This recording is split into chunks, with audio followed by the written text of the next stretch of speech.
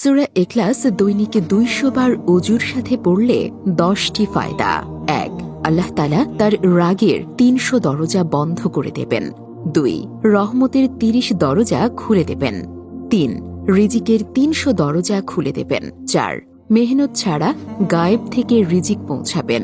5. আল্লাহ তাআলা নিজের ইলম থেকে ইলম দেবেন, আপন সবর থেকে সবর দেবেন, আপন বুঝ থেকে বুঝ দেবেন। 6.